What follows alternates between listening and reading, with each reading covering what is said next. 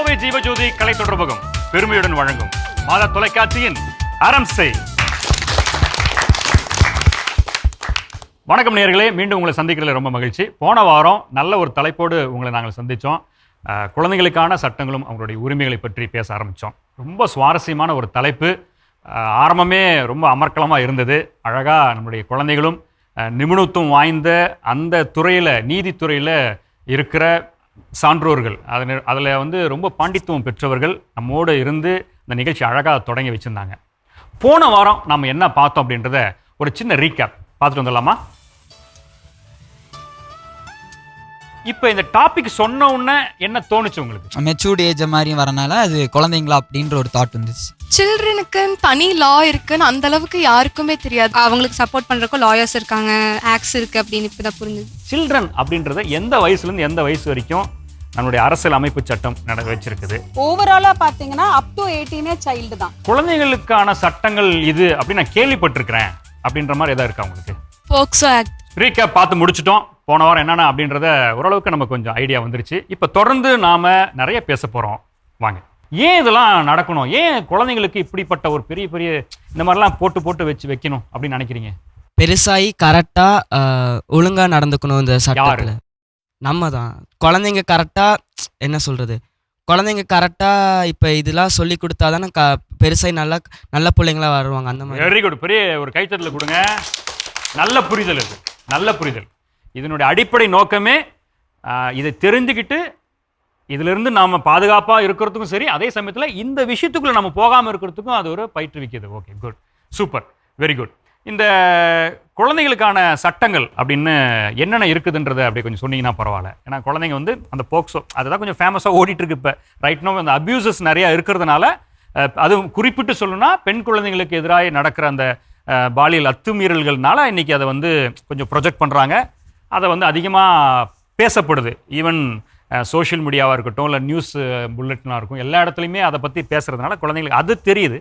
Other தென் இப்போ madam அவங்க சொன்ன விஷயத்துலேருந்து கூட வரலாம். அது இன்னும் என்னென்ன இருக்குது அப்படின்னு சொல்லுங்கள். இப்போ அந்த குழந்தைகளுக்கு முதல்ல நம்ம அது தெரிஞ்சுக்கொள்ள வேண்டியதுன்னா, இந்த சட்டத்துக்கு முன்பதாக நம்ம ஒரு தவறு பண்ணிட்டா நம்மளை என்ன பண்ணுவாங்க அப்படிங்கிறது இந்த குழந்தைகளுக்கு அது தெரிஞ்சிருந்து தான் அந்த சட்டம் என்ன செய்யும் அப்படிங்கிறது நமக்கு தெரியும். அப்போ முதல்ல ஒரு குழந்தை, எல்லா குழந்தையும் நல்ல குழந்தைங்க தான்.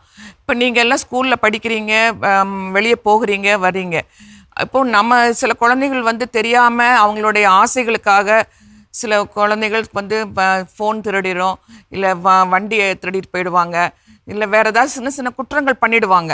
இப்போ அந்த மாதிரி குற்றங்கள் பண்ணுற குழந்தைகளை அது எப்படி அதை கொண்டு நம்ம சட்டத்துக்கின் கீழே கொண்டு வர்றாங்க அப்படிங்கிறது உங்களுக்கு முதல்ல தெரிஞ்சிருந்தால் தான் அந்த சட்டம் என்ன செய்யும் அப்படிங்கிறத பற்றி உங்களுக்கு தெரியும். இப்போது நீங்கள் நம்ம வெளியே நம்ம சமுதாயத்தில் எத்தனையோ குழந்தைகளை பார்க்குறோம். நம்ம இப்போ எல்லா குழந்தைகளுமே தப்பு பண்ணுறதில்ல. அப்போ ஏதோ ஒரு சில குழந்தைகள் தவறி தப்பு பண்ணுறாங்க.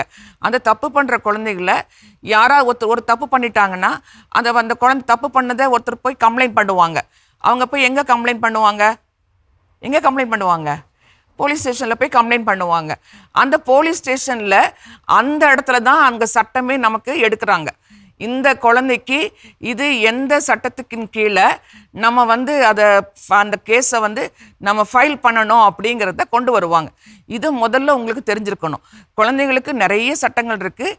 இதில் முதல்ல அந்த சட்டத்துக்கின் கீழே கொண்டு வர 18 வயசு கீழே இருக்கிற எல்லா குழந்தையுமே எவ்வளோ பெரிய தவறுகள் பண்ணியிருந்தாலும் இந்த ஒரே ஒரு சட்டம், ஜுனைல் ஜஸ்டிஸ் ஆக்ட் 2015, இளைஞர் நீதி சட்டம் அப்படிங்கிற இது கீழே 2015 கீழே எவ்வளோ பெரிய தப்பு பண்ணாலும் அந்த குற்றம் பண்ண குழந்தை அந்த சட்டத்துக்கு கீழே தான் வரும். இது முதல்ல நீங்கள் தெரிஞ்சுக்கணும். அது போக்சோ கேஸில் வந்தாலும் சரி, எதில் வந்தாலும் இந்த சட்டத்துக்கு அதுக்கப்புறம் அதில் என்ன சட்டத்துக்கு கீழே அந்த குழந்தைய கொண்டு போகிறோமோ அதுக்கு அடுத்தடுத்த கேஸில் தான் நம்ம கொண்டு போகிறோம். இது நம்ம முதல்ல புரிதல் இருக்கணும். இதுக்கு அடுத்தடுத்து நம்ம நிறைய போகணும். இப்போ உங்களுக்கு அந்த கேள்விகள் வரும். இப்போ அந்த குழந்தை, நான் என்ன சொல்லிட்டேன், தவறு பண்ண குழந்தை முதல்ல போலீஸ்க்குள்ள கம்ப்ளைண்ட் பண்ணுவாங்க. அந்த போலீஸ் ஸ்டேஷனுக்கு வரும். போலீஸ் ஸ்டேஷனில் குற்றம் என்ன விதமான குற்றம் பண்ணாங்கங்கிறத அங்கே வச்சு அவங்க சட்டத்துப்படி அதை எழுதுவாங்க. அந்த எழுதுறதா முதல் தகவல் அறிக்கை எஃப்ஐஆர் கேள்விப்பட்டிருக்கீங்களா? எஃப்ஐஆர் ஒன்று போடுவாங்க. அதுக்கப்புறம் தான் அந்த குழந்தைய அந்த இடத்துல இருந்து இந்த இளைஞர் நீதி குழுமம் அப்படிங்கிற ஒரு இடம், அவங்கள கோர்ட்டுக்கு கொண்டு போக மாட்டாங்க. ஏன் கோர்ட்டுக்கு கொண்டு போக மாட்டாங்க? நீங்களே சொல்லலாம், ஏன் கோர்ட்டுக்கு கொண்டு போக மாட்டாங்க? நீங்களாம் யாரு? குழந்தைகள், நீங்களாம் குழந்தைகள், உங்களை கோர்ட்டுக்கு கொண்டு போக மாட்டாங்க. ஏன் கோர்ட்டுக்கு கொண்டு போக மாட்டாங்கன்னா, உங்களுக்கு அங்கே போனால் மற்ற குற்றத்தில் வர குழந்தைங்களை ஆட்களை பார்க்கும்போது நீங்கள் அந்த இடத்துல உங்களுடைய சொல்ல வரக்கூடிய விஷயங்களை நீங்கள் ஓப்பனாக என்ன பண்ண முடியாது, பேச முடியாது. உங்களுக்குள்ள ஒரு பயம் இருக்கும். அப்போ அதுக்காக என்ன பண்ணிக்கிறாங்கன்னா, இந்த சட்டத்தில் ஒரு அமைப்பை உருவாக்கிக்கிறாங்க. அது ஒரு போர்டு, ஒரு குழுமம். அந்த இடம் வந்து கோர்ட்டோட சேர்ந்துருக்காது, கோர்ட்டை விட்டு தனியாக ஒரு இடத்துல இருக்கும். இது தள்ளி இருக்கும். இந்த இடத்துல தான் கொண்டு வந்து அந்த குழந்தைய கொண்டு வரதோ, விசாரணை பண்ணுறது, அந்த குழந்தையுடைய முழு விசாரணை நடவடிக்கையும் அந்த இடத்துல தான் நடக்கும். இது ஒரு கோர்ட்டு மாதிரியே இருக்காது, இது ஒரு அமைப்பு. இந்த இடத்துல ஒரு 3 பேர் இருப்பாங்க, ஒரு ஜட்ஜ் இருப்பாங்க, 2 மெம்பர்ஸ் இருப்பாங்க. இவங்க 3 பேர் சேர்ந்து தான் இந்த குழந்தைக்கான எல்லா நடைமுறைகளையும் நடவடிக்கைகளையும் மேற்கொள்ளுவாங்க. சரிங்களா? இதில் என்னன்னா, அந்த இடத்துல வரும்போது எல்லாரும் இப்போ நம்ம வக்கீல் அவங்கன்னா அவங்களுடைய ட்ரெஸ் போட்டிருக்கவோ, இல்லாட்டி ஜட்ஜோ அவங்க ட்ரெஸ் போட்டிருக்கவோ, இப்படி எந்த ஒரு அடையாளங்களும் அவங்கள்ட்ட இருக்காது. எதுக்காக அதை போட மாட்டாங்க சொல்லுங்கள்? இப்படி ட்ரெஸ் போட்டிருந்தா என்ன பண்ணுவீங்க? இப்போ நீங்கள் பேசுவீங்களா? உங்களுக்கு ஒரு மனசுக்குள்ளே ஒரு பயம் வரும், அவங்கள்ட்ட சொல்ல முடியாது. நீங்கள்லாம் குழந்தைகள், நாங்கள் பார்க்குறதே உங்களை குழந்தைகளாக தான் பார்க்குறோம்.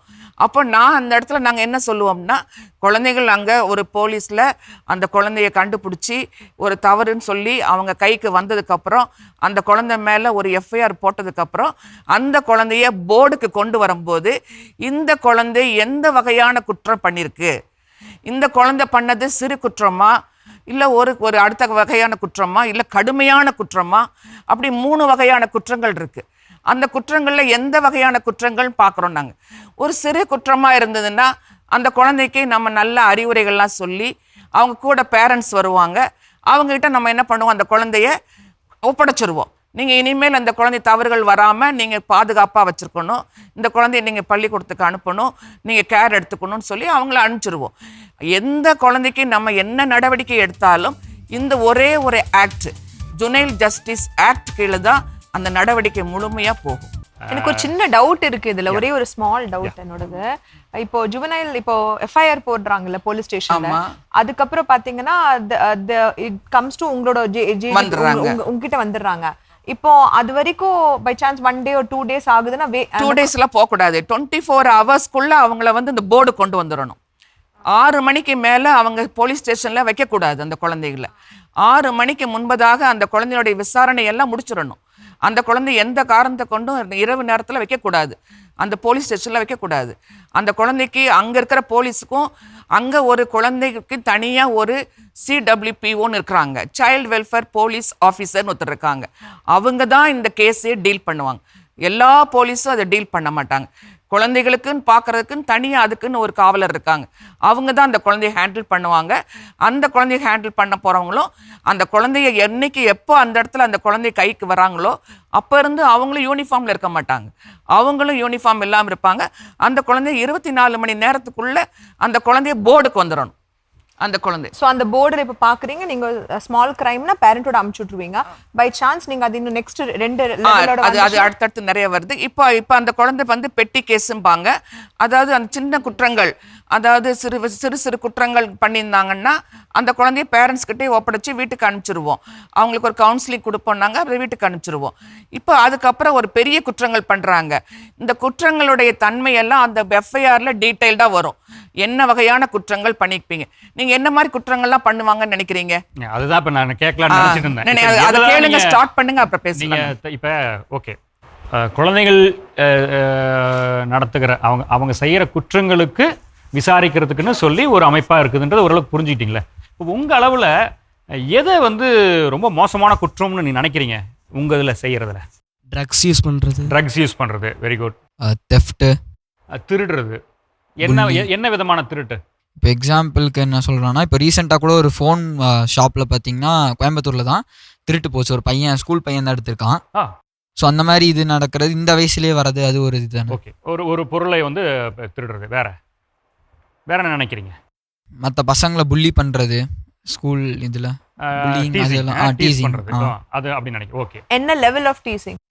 ஜெண்டர் டைப், அப்புறம் அவன் எந்த இதை சார்ந்தவன், மதத்தை சார்ந்தவன், எந்த இது அந்த ஜாதி அந்த மாதிரி பேசுறது.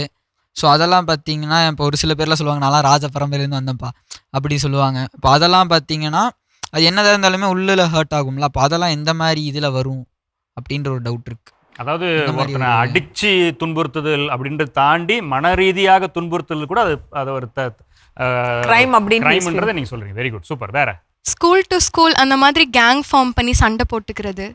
சோஷியல் மீடியானால லைக் அவங்க வந்துட்டு அன்வான்டாக நீங்கள் பார்க்காத ஒருத்தவங்க கூட ரிலேஷன்ஷிப்ஸ்குள்ளே போகிறதுனால அது நிறைய பிரச்சனை வருதுன்னு நினைக்கிறேன்.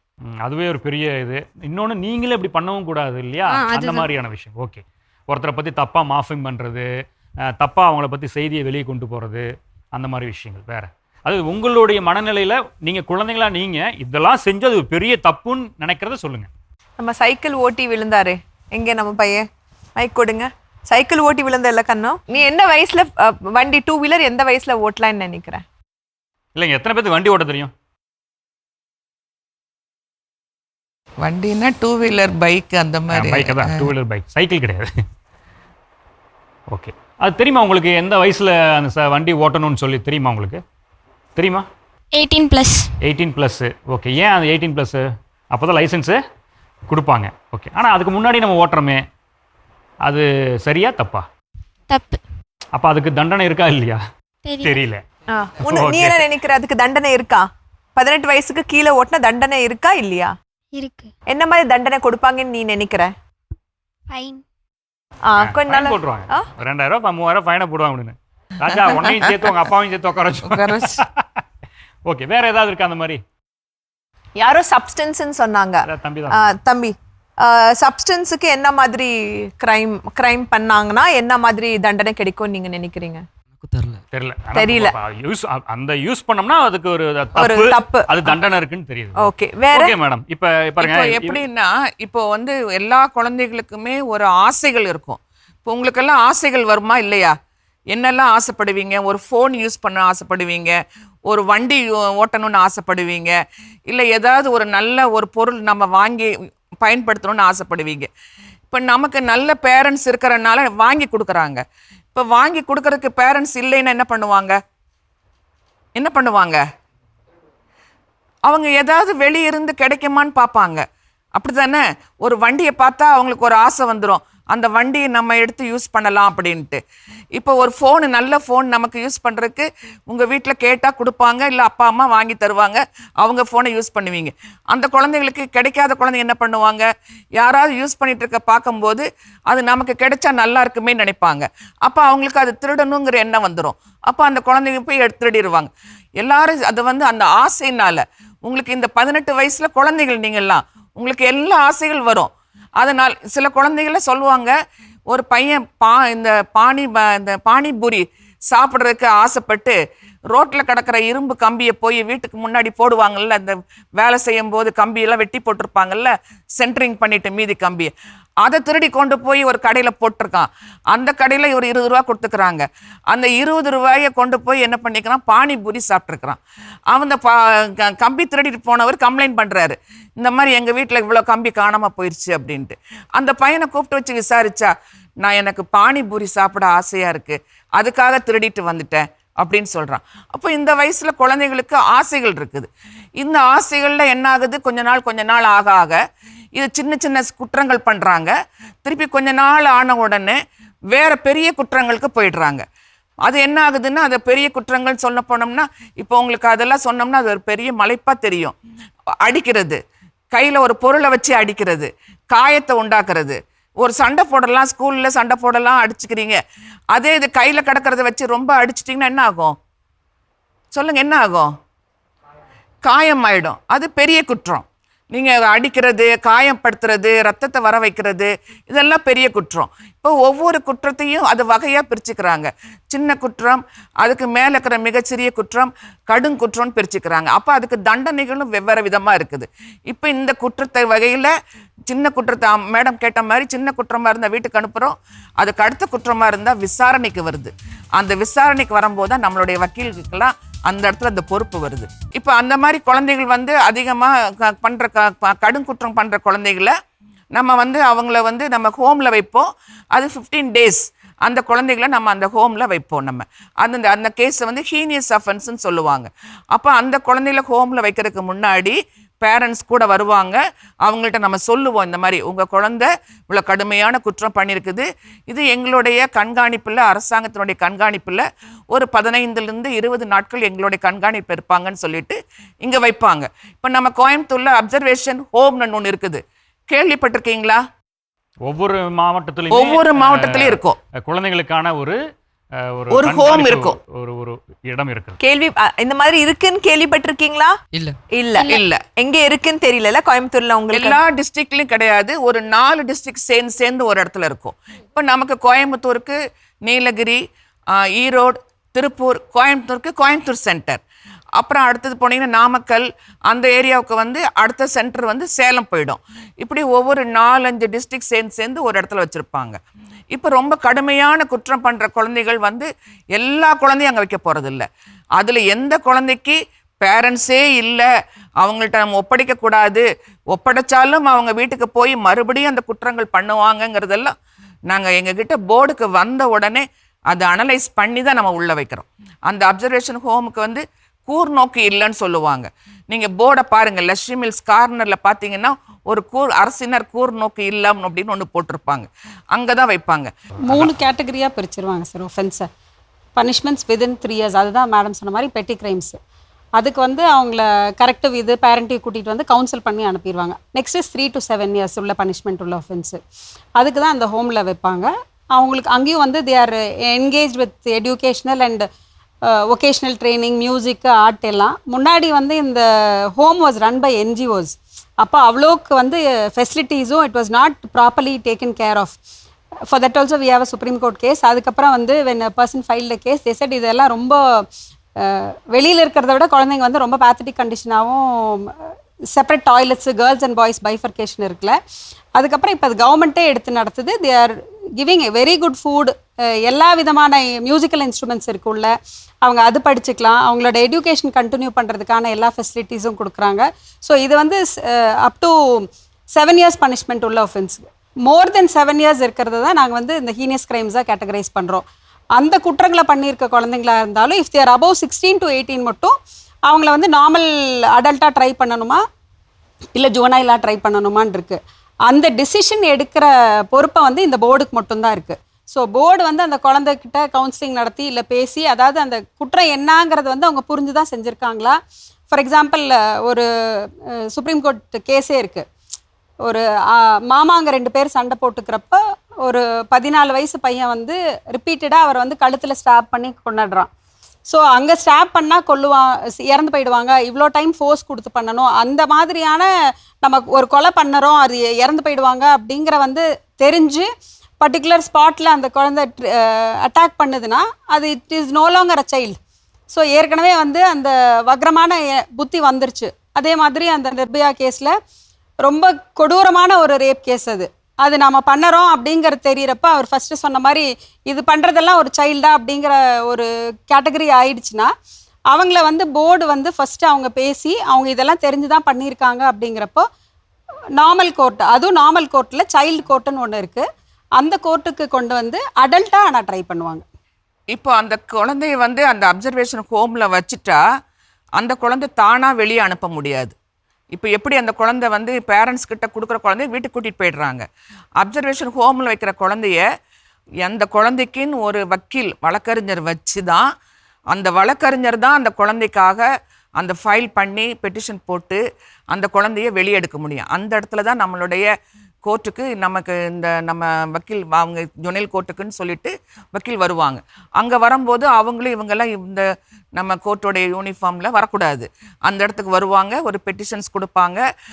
அந்த பெட்டிஷன்ஸ் கொடுக்கும்போது அதில் ரொம்ப கஷ்டப்பட்ட குழந்தையாக இருந்தால் அவங்க நம்ம அட்வொகேட் ஸ்டெஃபி சிஸ்டர் சொன்ன மாதிரி அவங்க இலவசமாகவே வக்கீல் வச்சு கொடுத்துக்கிறாங்க. கடந்த கொஞ்ச நாளுக்கு முன்னாடி அவங்க ஒரு பேனல் இதுக்கு லீகல் எய்டாக வந்தாங்க, 1 மாதம் இருந்தாங்க. நிறைய குழந்தைகள் கஷ்டப்பட்டவங்க.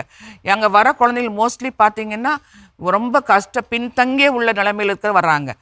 ரொம்ப கொஞ்சம் வசதி உள்ள பிள்ளைகள் யார் வருவாங்கன்னா 18 வயசுக்கு மேலே வண்டியை லைசன்ஸ் இல்லாமல் வண்டியை ஓட்டக்கூடாதுன்னு தெரியும்ல உங்களுக்கு. 18 வயசுக்கு வரைக்கும் மேலே அந்த லைசன்ஸ் எடுத்ததுக்கு அப்புறம் தான் வண்டி ஓட்டணும். 18 வயசுக்குள்ளே நீங்கள் லைசன்ஸ் இல்லாமல் வண்டியை ஓட்டு யாருக்காவது அடிபட்டுருச்சுன்னா அங்கே கேஸ் ஆகிடும். அது மோட்டார் வெஹிக்கிள் ஆக்ட் கீழே உங்களை கொண்டு போயிடுவாங்க. அந்த கேஸ் ஆயிடுச்சுன்னா அப்பா அம்மாவுக்கு 25,000 ரூபா ஃபைன், குழந்தைக்கு 10,000 ரூபா ஃபைன் போட்டுருவாங்க. குழந்தை எப்படி கட்டும்? அப்பா அம்மா கட்ட வச்சுருவாங்க. இந்த ஃபைன்லாம் போட்டுருவாங்க.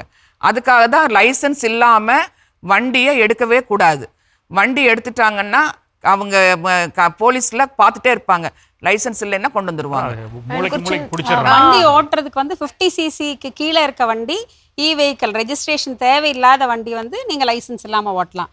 மற்றபடி கட்டாயம் லைசன்ஸ் வச்சு தான் ஓட்டணும். நீங்கள் லைசன்ஸ் இல்லாமல் வண்டி ஓட்டி ஒரு தடவை இந்த மாதிரி ஒரு ஒஃபென்ஸ் பண்ணிட்டீங்கன்னா உங்களுக்கு 25 வயசு ஆனதுக்கப்புறம் தான் நீங்கள் லைசன்ஸ்க்கு அப்ளை பண்ண முடியும். ஸோ அதனால் வெயிட் பண்ணி கரெக்டாக லைசன்ஸ் எடுத்து 18 வயசில் வாங்கிக்கலாம், இல்லைனா 25 வயசு வரைக்கும் வெயிட் பண்ணணும். இல்லை இப்போ அவங்க பிலோ 18 இருக்காங்க, 2 வீலர் எடுத்துட்டாங்க, ஆக்சிடென்ட் ஆயிடுச்சு, அந்த ஆப்போசிட் பர்சன் டெத் ஆயிட்டாங்க, ஆர் கிரீவியஸ் இன்ஜுரி ஆயிடுச்சு அப்படின்னு வச்சுக்கிட்டிங்கன்னா என்ன அது இதே மாதிரி தான். அது ஹீனியஸ் அஃபென்ஸ் கீழே தான் வரும், கேஸ் ஆகிடும். ஆனால் அந்த கேஸ் ஆன உடனே அது மறுபடியும் போர்டுக்கு தான் வரும். போர்டில் நாங்கள் வந்து கவுன்சிலிங் கொடுப்போம். நாங்கள் அதில் ரொம்ப இந்த கேஸுக்கு வந்து படிச்சுட்டு இருக்கிற பையனாக இருந்தான்னா நம்ம அப்சர்வேஷன் ஹோமில் வைக்க மாட்டோம். ஏன்னா அவங்க அங்கே 15 நாள் கொண்டு போய் அங்கே வைக்கும்போது ஸ்கூல் ட்ராப் ஆகிடும். அப்போ அதனால் படிப்பு கெட்டு போயிடும். அதனால் மோஸ்ட்லி பார்த்தீங்கன்னா 12th ஸ்டாண்டர்டு 11th ஸ்டாண்டர்ட் பசங்க இருப்பாங்க. அதனால் அவங்களுக்கு ஒரு கவுன்சிலிங் கொடுத்துட்டு அப்படி இருக்கிற பசங்களுக்கு நாங்கள் என்ன பண்ணுவோம்னா சமுதாயத்தில் அவங்களுக்கு சில பணிகளை செய்ய கொடுப்போம். கம்யூனிட்டி சர்வீஸ், அவங்களுக்கு பனிஷ்மெண்ட் மாதிரி அது இல்லை, ஒரு சர்வீஸ். உன்னுடைய தவறுக்கு உனக்கே ஒரு சில காரியங்கள் புரிஞ்சு கொள்றதுக்காக நீயே டிராஃபிக்கில் கொஞ்ச நாள் நில்லு, ஒரு 15 டேஸ் போய் போக்குவரத்து காவலரோட போய் நின்று டிராஃபிக்கை சரி பண்ணு. அப்போ எவ்வளோ வேகமாக வந்தால் எவ்வளோ தூரம் வந்து நம்ம கஷ்டப்படுறாங்க, அவங்க எவ்வளோ ஃபாஸ்ட்டாக போகிறாங்க, எப்படியெல்லாம் நம்ம வந்து சரி பண்ணணும்னு ஒரு 15 டேஸ் to 30 டேஸ் அவங்களுக்கு ஒரு டியூட்டி போட்டுருவோம். நிறைய பசங்க வராங்க. இப்போ நீங்களே பார்த்துருக்கலாம், காந்திபுரம் சிக்னலில் நாங்கள் ஒரு 4-5 பேருக்கு போட்டிருக்கோம், துடியலூரில் போட்டிருக்கோம், மேட்டுப்பாளையத்தில் போட்டிருக்கோம், அப்படி நிறைய இடங்களில் போடுறோம். நாங்கள் போட்டுட்டு வரும்போது இந்த பசங்க சொல்கிறாங்க, எங்களுக்கு அங்கே போய் நின்னதுக்கப்புறம் தான் எங்களுக்கு நாங்கள் பண்ண தப்பு தெரியுது அப்படிங்கிறாங்க. இப்போ வண்டியை நம்ம 18 வயசு கீழே இருக்கும்போது லைசன்ஸ் இல்லாமல் எடுக்கக்கூடாது. எங்ககிட்ட அப்படி எடுத்து ஆக்சிடென்ட் ஆன பொண்ணுங்களே வந்துக்கிறாங்க, +2 படிக்கிற பொண்ணுங்க வந்துக்கிறாங்க. அவங்க தெரியாமல் நான் மாத்திரை வாங்க தான் போனேன், வேகமாக போயிட்டேன், நான் அடிபட்டுருச்சு, அந்த பாட்டி கீழே விழுந்தாங்க, அடிப்பட்ட இடத்துல இறந்துட்டாங்க. அதுக்கப்புறம் தான் அந்த சீரியஸ் அவங்களுக்கு தெரியுது. இந்த மாதிரி கேஸ் வந்துச்சுன்னா நம்ம அவங்கள அப்சர்வேஷன் ஹோமில் கொண்டு போய் அவங்கள வைக்கிறது இல்லை. அது அப்சர்வேஷன் ஹோமுங்கிறது வந்து அவங்கள பொறுத்த வரைக்கும் அது ஒரு ஜெயிலுங்கிறத நம்ம சொல்லாமல் அந்த இடத்துல வச்சுருவோம். நம்ம அந்த குழந்தைகளுக்கு பயம் இல்லாமல் இருக்கிறதுக்கு ஒரு 15-20 நாள் கழித்து திருப்பி இவங்க அட்வொகேட்ஸ் பெயில் போட்டு அந்த குழந்தைய வெளியே எடுத்துருவாங்க. வெளியே எடுத்ததுக்கப்புறம் கேஸ் நடக்கும். அதுக்கப்புறம் 3 மாதம், இது ஒரு பெரிய ப்ராசஸ். இது அந்த கேஸுக்கு வந்து சார்ஜ் ஷீட் போட்டு அந்த குற்றப்பத்திரிகையெல்லாம் ரெடி பண்ணி எங்கே நடந்துச்சு, யாரெல்லாம் பார்த்தாங்க எப்படிங்கிறதெல்லாம் கண்டுபிடிச்சி கொண்டு வந்து ஃபைல் பண்ணுவாங்க. ஃபைல் பண்ணக்கப்புறம் விசாரணை நடக்கும். இந்த உங்களுடைய குழந்தைகளை பொறுத்த வரைக்கும் சட்டம் என்ன சொல்லுதுன்னா 4லிருந்து 6 மாதத்துக்குள்ளே உங்கள் மேலே ஒரு கேஸ் இருந்ததுன்னா முடித்து அவங்கள மறுபடியும் சொசைட்டிக்குள்ளே அந்த குழந்தைகளை விட்டுறணும். அந்த சட்டம் கேஸ் இருக்கிறதுன்னு சொல்லிட்டு 6 வருஷம் 5 வருஷம் 3 வருஷம்லாம் கொண்டு போகவே கூடாது. அவங்களுக்கு அந்த குற்ற உணர்வுங்கிறது இருக்கக்கூடாது. நம்ம அந்த குற்றத்துலேருந்து வெளியே வந்துட்டோன்னு சொல்லி 6 மாதத்துக்குள்ளே கேஸை முடித்து அனுப்பணும்னு சொல்லிட்டு சட்டம் சொல்லுது. அன்பான நேயர்களே, அறம் செய் நிகழ்ச்சியில் குழந்தைகளுக்கான சட்டங்களும் அவருடைய உரிமைகளும் பற்றி நிறைய பேசிகிட்டே இருக்கிறோம். நிறைய கருத்துக்கள் அப்படியே சொல்லிகிட்டே இருக்கிறாங்க. குழந்தைகளும் ஆர்வமாய் கவனிக்கிறாங்க, கேள்விகள் எழுப்புறாங்க. அதற்கு தகுந்த பதில்களை சரியான நேரத்தில் சரியான விதத்தில் புரிகிற விதத்தில் நம்ம வல்லுநர்களும் சொல்லி கொண்டிருக்கிறாங்க. அதோடு நம்ம டாக்டரும் அவர்கள் சார்ந்து அந்த மனநலம் சார்ந்து பேசிகிட்டு இருக்காங்க. இதோட முடிய போகிறது கிடையாது. இன்னும் தொடர்ந்து வர வாரங்களில் நம்ம இதை பற்றி பார்க்க போகிறோம், பேச போகிறோம். அதனால் தொடர்ந்து இந்த நிகழ்ச்சியை பார்க்க மறந்துடாதீங்க. ஒரு சின்ன வேண்டுகோளோடு இந்த நிகழ்ச்சியை இப்போ இந்த வாரத்தில் நான் நிறைவு செய்ய இருக்கிறோம். இந்த நிகழ்ச்சியை பற்றிய நிறைய செய்திகளை நீங்கள் உங்களுக்கு தெரிஞ்சவங்களோட பகிர்ந்துக்குங்க. ஒருவேளை மாதா தொலைக்காட்சியில் அவங்க பார்க்கலனா கூட நம்ம ஜீவஜோதி கம்யூனிகேஷன் சென்டரினுடைய யூடியூப் சேனலில் இந்த நிகழ்ச்சிகள் பதிவேற்றம் செய்யப்பட்டு கொண்டே இருக்கிறது. நீங்கள் நிறைய தலைப்புகள் இருக்குது, அதில் எது வேணால் நீங்கள் வந்து நமக்கு தேவையானதை நீங்கள் அழகாக அதை வந்து பார்க்கலாம், நீங்கள் பகிர்ந்து கொடுக்கலாம். தொடர்ந்து நாம நிறைய பேச போறோம் வரும் வாரங்கள்ல. அதுவரை நீங்க காத்திருங்க. இது கோவை ஜீவஜோதி கலை தொடர்பகம் பெருமையுடன் வழங்கும் மாதா தொலைக்காட்சியின் அறம் செய். மீண்டும் அடுத்த வாரம் சந்திப்போம். நன்றி, வணக்கம்.